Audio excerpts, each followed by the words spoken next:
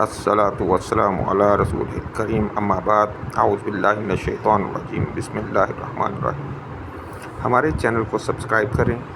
Vlog अच्छा लगे तो इसको लाइक करें, शेयर करें और बेल का आइकॉन ज़रूर दबा दीजिएगा ताकि आपको हमारी सारी वीडियोस टाइम पे मिल सके। अस्सलाम वालेकुम वरहमतुल्लाहि वबरकातुहू।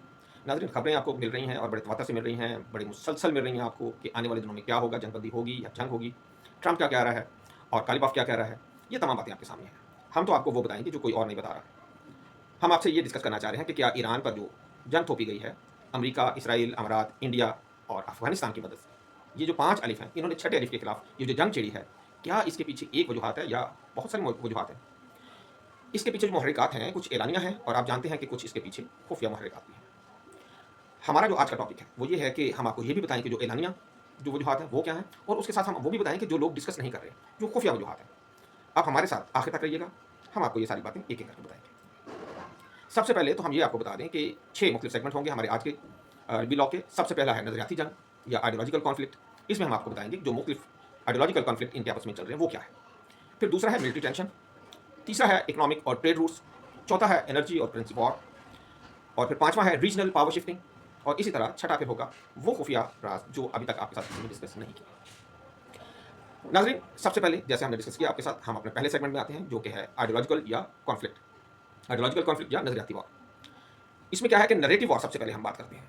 अमेरिका और इसराइल का नैरेटिव ये है कि ईरान एक दहशतगर्द मुल्क है, ये पूरी दुनिया में दहशत फैला रहा है, इसने अपनी प्रॉक्सीज रखी हुई हैं, ये लोगों को अमन और आराम से नहीं रहने देता, ये हर वक्त दुनिया के कामों में दखल अंदाजी करने की कोशिश करता है। ऑन द अदर हैंड दूसरी तरफ चलते हैं, ईरान का क्या नजरियाती जो एक नैरेटिव है वो क्या है, वो कहता है मर्ग बर अमेरिका और मर्ग बर इसराइल। 1979 से पहले ये नहीं था, 1979 से लेकर आज तक ये बेहतर बेहतर तो मैं कह सकता हूँ, ये पहले की निस्बत ज़्यादा पावरफुल होता रहा है। और आज बहुत सारी दुनिया के लोग जो हैं इनके इस नैरेटिव में इनके साथ मिल गए हैं। फिर जो दूसरा नैरेटिव जो बहुत तकलीफ देता है इसराइल को और अमेरिका को, अमेरिका और मकबर इसराइल के बाद, वो है मस्जिद अक्सा और फ़लस्तीन का मामला। 1979 से लेकर आज तक ईरान ने एक सेकंड भी ऐसा नहीं गुजारा जिसमें उसने मस्जिद अक्सा की आज़ादी और फ़लस्तीन की आज़ादी की बात ना की हो। दामे धर्मे सुखने कदमे हर तरीके से इसने फ़लस्तीन की कौज और मस्जिद अक्सा के लिए कोशिशें अपनी जारी रखी हैं। इसी तरह इसराइल की एक अपनी सिक्योरिटी सोच है, उसकी सिक्योरिटी सोच ये है कि सारी दुनिया ही मेरी मुखालिफ है। दूसरी उसकी सोच क्या है कि सारी दुनिया नीच है, सिर्फ इसराइली कौम ही एक ऐसी कौम है जिसमें दिमाग है, जो सोच सकती है, जो ज़हीन है और जो सब पे काबू पा सकती है। इसके वर्सेस आज तक जो नैरेटिव बनाया है ईरान ने, वो ये है कि ये एक काबिज़ कौम है, ये एक ज़ालिम कौम है, ये एक पुरतशद्दुद कौम है, ये दहशतगर्द है, ये बच्चे बूढ़ों ख़वातीन किसी का लिहाज नहीं करते। और वैसे ये हमें तो सच भी लगता है। इसी तरह ईरान में जो मजहबी हुकूमत है, इसराइल और अमेरिका इनके खिलाफ नैरेटिव ये बनाता है कि ये बड़े तंग नज़र हैं ख़वातीन के हवाले से, आज़ादी के हवाले से, लोगों को अपनी राय में आज़ादी नहीं है। तो इस हवाले से भी इन्होंने अपना नैरेटिव जो है बनाया हुआ है। तो ये मुख्तलिफ इस पर नैरेटिव है जो अमेरिका ने बनाए हुए हैं, इसराइल ने ईरान के खिलाफ और फिर ईरान ने इन दोनों के खिलाफ बनाए हुए हैं। हम ये कह सकते हैं कि ये सिर्फ सियासत नहीं, ये नज़रे का टकराव है। और ये जो जंग हो रही है इसमें ये सारी चीज़ें शामिल हैं। नंबर एक, मरबर अमेरिका और मरबर इसराइल का नारा, ये बड़ी तकलीफ देता है। तो इसको भी सेटल करना चाहते हैं कि ये बस एक ही दफ़ा इसको ख़त्म करना है। फिर मस्जिद अक्सा और फ़लस्तीन का मामला, इसराइल और अमेरिका की ये पूरी कोशिश थी कि किसी तरीके रिजीम खत्म हो तो ये इसका कज़िया भी खत्म हो। फिर इसराइल की जो सिक्योरिटी है उसको मजबूत बनाने के लिए उन्होंने किया। फिर चौथी बात, ईरान में मजहब हुकूमत को यानी कि उस रिजीम को ख़त्म करने की कोशिश की। तो जैसे मैंने पहले बात की, ये नैरेटिव वार है, ये आइडियोलॉजिकल कॉन्फ्लिक्ट एक वार है। इससे आगे हम चलते हैं, इससे आगे हम चलेंगे तो आएगी मिलिट्री टेंशन। मिलिट्री टेंशन में इसराइल की पूरी ये कोशिश है, कभी लबनान में मैं जंग छेड़ूँ, कभी मैं सीरिया के साथ जंग छेड़ूँ, कभी शाम के साथ, लबनान के साथ। और अब तो उसका ये मूड बना हुआ था कि ग़ज़ा के बाद और इन दोनों से निमटने के बाद मैं सऊदीया और उर्दन के साथ भी मुँह मारूँ। और कतर पे भी उसने, आपने देखा, आपने पिछले दिनों हमला किया था। तो मिलिट्री टेंशन जो है ये बहुत ज़्यादा बनी हुई है और इस हवाले से ईरान की प्रॉक्सीज़ वहाँ पे अवेलेबल है, इसमें तो कोई शक नहीं है। शाम में भी हैं, लबनान में भी हैं, फिर यमन में भी हैं, इनके अलावा इराक़ में भी है। तो इन तमाम इलाकों में ईरान की प्रॉक्सीज़ अवेलेबल है जो ईरान के अलावा इसको 3 अतराफ़ से घेरे हुए हैं। इसी तरह मिसाइल और ड्रोन जो प्रोग्राम है, इसके हवाले से ईरान और इसराइल को बड़ी तकलीफ है और वो ये चाह रहे थे कि इसको भी सेटल किया जाए। फिर न्यूक्लियर प्रोग्राम भी ये बिल्कुल भी हज़म नहीं होता। 60% अफजूदगी होने के बाद एक अलार्म बजना शुरू हो चुका था कि 60 के बाद 90% तक जाना तो कोई मामला ही नहीं है। जो कौम 0 से 60% तक का फासला तय कर लेती है, चाहे उसे 20, 25 और 30 साल लगे हों, लेकिन जब उसने 60 से 90 तक जाना है, क्योंकि 90% जब यूरेनियम की अफसुदगी हो जाती है तो फिर वो इस काबिल होती है कि उसको एटम बम बनाने के लिए इस्तेमाल किया जा सके। तो 60 से 90 का फासला उतना वक्त नहीं लेता जितना 0 से 60 तक का लेता है। आगे चलते हैं। इन तमाम के बाद जो सबसे बड़ा फैक्टर इनके सामने था कि हमने सीरिया को भी कमज़ोर कर लिया है, हमने गिज़ा पर भी कंट्रोल कर लिया है, हमने लेबनान पे भी कंट्रोल कर लिया है, तो अब हम इनके माई बाप ईरान के ऊपर कंट्रोल हासिल कर लेते हैं। और ईरान में इनका ख्याल ये था कि हम इसको 3 हिस्सों में तकसीम करते हैं। एक हिस्सा जो इराक के साथ वाला है, एक इसका सेंट्रल हिस्सा और एक वो हिस्सा जो पाकिस्तान के साथ है। एक हिस्सा इनका प्रोग्राम ये था कि कुर्दों की तरफ से वहाँ पे बढ़ा जाए, एक तरफ ये बमबारी करके इसको अलग करें। इनकी कोशिश ये थी कि सुन्नियों को भी इसी तरीके से भड़काया जाए, कुर्दों को भी, और बलूचिस्तान जो ईरान का बलूचिस्तान है और सिस्तान है, वहाँ से भी लोगों को इनके खिलाफ निकाला जाए और किसी तरीके यहाँ की रिजीम को चेंज किया जाए। और आप जानते हैं कि यहाँ पे पहले सेकुलर लोग थे बहुत ज़्यादा, तो उनका भी एडवांटेज यहाँ पे लिया जाए, सबको बाहर निकाल के इनकी जो हुकूमत है उसको ख़त्म किया जाए, इनके लोगों को मारा जाए और फिर वो लोग आके सारा कब्जा कर लें।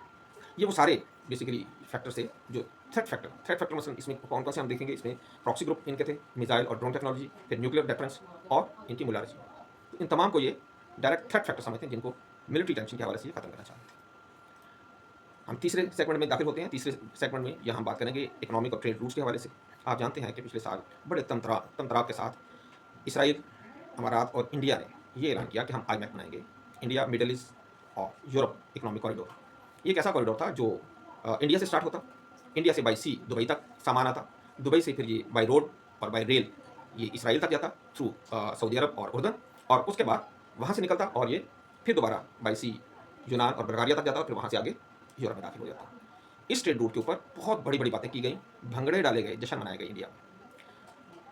लेकिन इसके वर्सेस हम देखते हैं चाइना को। चाइना ने एक अपनी गेम की।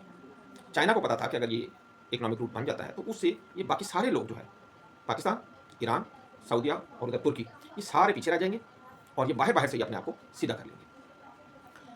तो इररिलेवेंसी अपनी खत्म करने के लिए चीन ने ईरान के साथ और पाकिस्तान के साथ मिलकर जो प्लान किया उसको न्यूट्रलाइज करना भी बड़ा जरूरी था इनके लिए। प्लान ये किया गया था कि चीन पाकिस्तान, जैसे हमारे कल का और परसों के 2 व्लॉग थे, अगर आप वो सुनते हैं तो आपको पता लगेगा, हमने उसमें रूट ए और रूट बी दोनों का जिक्र किया है। जो रूट ए था वो हमने ये डिस्कस किया, एक ये प्लान बनाया गया था कि चीन से माल आएगा पाकिस्तान, पाकिस्तान से ईरान, ईरान से फिर इराक के रास्ते से सऊदिया और सऊदिया से आगे मिस्र और स्विस के जरिए फिर परे मेडिटेरेनियन में और यूरोप तक पहुंचेगा। इसका दूसरा रूट, और इसके साथ साथ पीछे पूरे अफ्रीका के ममालिक में भी जा सकता है और वाइस वर्सा, उधर से भी सामान वापस चाइना तक आ सकता है। इसी तरह हम दूसरी बात करते हैं रूट 2 की या रूट बी की, तो वो था चीन से पाकिस्तान, पाकिस्तान से ईरान और ईरान से साथ में तुर्की और तुर्की से आगे बल्गारिया या यूनान के जरिए यूरोप में दाखिल किया जाए।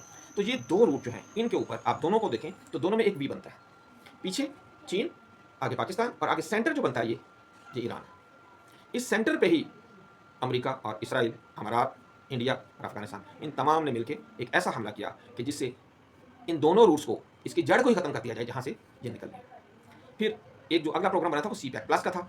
उसमें यह था कि सीपैक की एक्सटेंशन की जाए, गवादर को चाबहार के साथ मिलाया जाए। ये भी एक बहुत ज़बरदस्त प्रोग्राम था और ये आने वाले दिनों में होगा भी।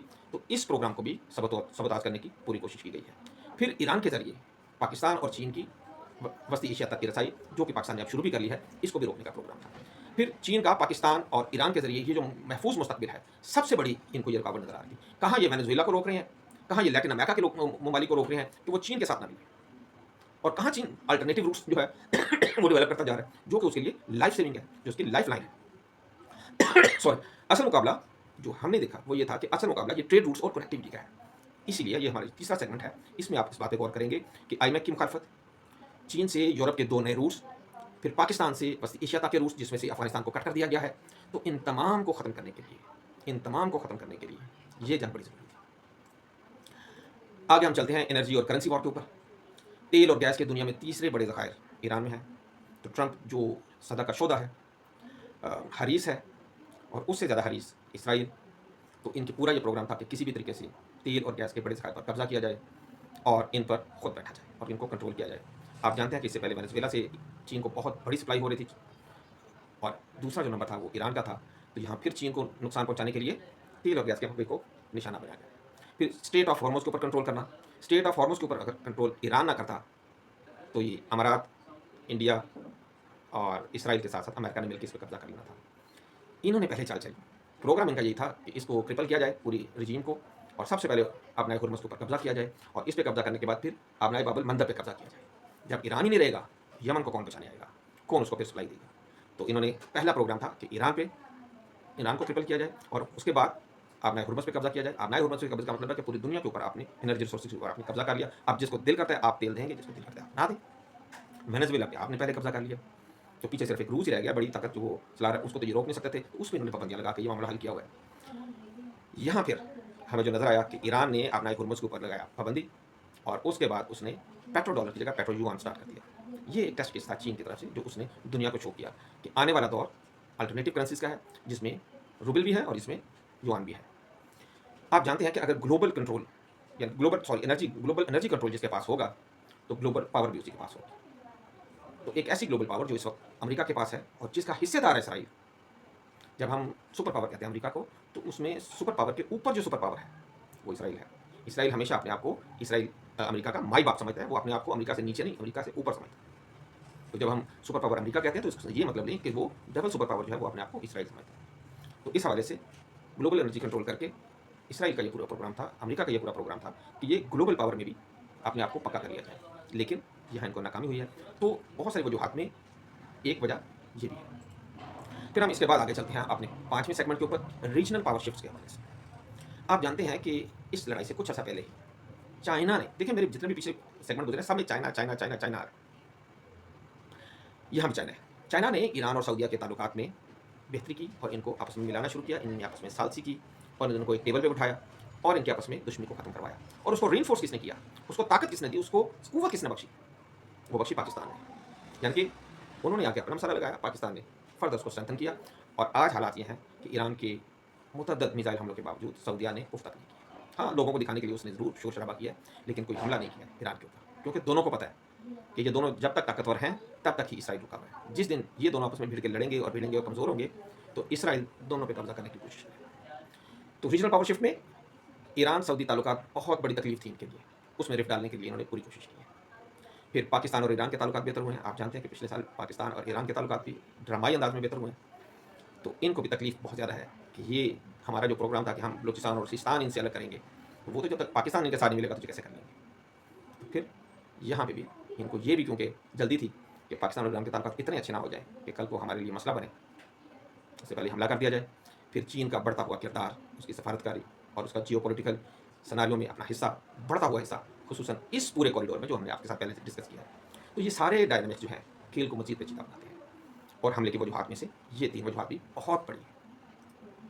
हमारा छठा हिस्सा कि हिडन या लेस टॉक जो हैं वो कौन से हैं। बहुत सारी सैंक्शंस लगाई गई हैं ईरान के ऊपर, आप जानते हैं बहुत ज़्यादा सस्ती, और इकोनॉमिकल प्रेशर इसके ऊपर डेवलप किया गया, और ख्याल ये था कि ये इतना कमज़ोर हो गया इन चीज़ों की वजह से, इतना कमज़ोर हो गया है कि ये अब हमारा एक थप्पड़ भी सह नहीं सकता। और आपने देखा कि शुरू में बहुत बड़े हमले किए गए, और ख्याल ये था कि इनका इंफ्रास्ट्रक्चर भी सारा कोलैप्स कर जाएगा, इनकी रिजीम भी जो है उसका सफाया कर दिया जाएगा, तो इसके बाद लोग तो निकलेंगे, हम भी अपना पपेट लेकर, वो जो शाह का बेटा बाहर बैठा हुआ है, रज़ा शाह पहलवी का बेटा, तो उसको हम ला के इधर रख देंगे। ना तो वो मस्करा कामयाब हुआ और ना ही बाकी मस्करे जो उसको लाना चाह रहे थे उनको इस चीज़ में कामयाबी हुई है। तो बहुत बड़ी जो इनका ख्याल ये था कि कमज़ोरी इन सैंक्शंस की वजह से और जो इनकी इकोनॉमिक प्रेशर की वजह से जो हमने इसमें डेवलप कर दिया है, इसके अंदर से भी लावा निकलेगा और बाहर से भी हम हमला करेंगे तो इसको एडवांटेज होगा। तो उस कमज़ोरी को उन्होंने ये समझा कि हम करेंगे, लेकिन वो इनके किसी काम नहीं है। फिर इनका ख्याल ये था हम रिजीम चेंज करेंगे तो रिजीम चेंज के बाद इनका को मसला हल हो जाएगा, ऐसा भी नहीं हो सका। फिर साइबर वॉरफेयर में आपने एक दफ़ा पहले भी देखा कि जब वायरलेस अटैक किया गया हिजबुल्ला के साथ, और तमाम इनके चुने हुए लोगों को मारा गया। फिर साइबर अटैक के ज़रिए ही ईरान के अंदर इनके सेंट्रीफ्यूजेस को तबाह किया गया, साइबर के ज़रिए ही इनकी जासूसी की गई और उनके बड़े बड़े लीडर्स को कत्ल और शहीद किया गया। और ये जो अभी रिजीम चेंज करने का प्रोग्राम बनाया था, तो इसमें भी इनकी ये साइबर वॉरफेयर शामिल थी, जिसमें इन तमाम लोगों की लोकेशंस ली गई और पिन पॉइंट एक्यूरेसी के जरिए इन तमाम को शहीद किया गया। फिर सबसे बड़ी चीज़ एक इंटरनल पॉलिटिक्स, इस सबसे बड़ी तकलीफ जो ट्रंप को है आगे अक्टूबर में आने वाले उसके वहाँ पे अमेरिका में इंतखाबात, और इधर नेतन्याहू के ऊपर चलने वाला मुकदमा, और वहाँ पे ड्यू इंतखाबात हैं। दोनों को अपनी इंटरनल पॉलिटिक्स की बहुत तकलीफ है, और उन्हें पता है कि अगर हमने किसी जगह जंग ना छेड़ी, किसी जगह पे हमने अस्करी तौर पर, मिलिट्री के तौर पर अपनी कामयाबी अपने लोगों को ना दिखाई, तो हमारे पास और कोई चीज़ नहीं है कि हम आगे सर्वाइव कर सकें। और यही वजह थी कि ईरान के ऊपर इन्होंने हमला किया। नाज़रीन, ये तो वो सारी वजूहात थी जो हमने आपके साथ डिस्कस की। इन तमाम वजूहात के बाद हम आपसे एक सवाल करते हैं कि आपके ख्याल में क्या इसके अलावा भी कोई हकीकत शामिल की जा सकती है? अगर कोई ऐसी है तो हमें अपने कमेंट में ज़रूर बताइएगा। हमारे नॉलेज में जितनी थी वो हमने आपके साथ डिस्कस की। हमने आपको बताया कि आइडियोलॉजिकल वॉर थी, ये मिलिट्री टेंशन थी, फिर इस तरह इकोनॉमिक रूट्स हैं और कनेक्टिविटी है, फिर एनर्जी कॉरिडोर्स हैं और एनर्जी पावर है, ग्लोबल एनर्जी पावर के हवाले से लड़ाई है और जियो पॉलिटिक्स का कंप्लीट मिक्स अप है। आपका इस बारे में क्या ख्याल है? अपने कमेंट्स में ज़रूर बताइएगा। हमारे अगले व्लॉग तक हम आपसे इजाज़त चाहेंगे। तब तक की इजाज़त। अल्लाह हाफ़िज़। अस्सलामु अलैकुम व रहमतुल्लाहि व बरकातहू।